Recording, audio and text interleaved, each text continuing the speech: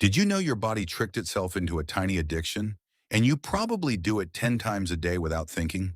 When you crack your knuckles, a gas bubble in your joint fluid collapses under pressure. That collapse fires off stretch receptors in the tissue around the joint. Those receptors send a signal your brain reads as relief, and a small hit of dopamine follows right behind it. The weird part is that nothing was actually wrong.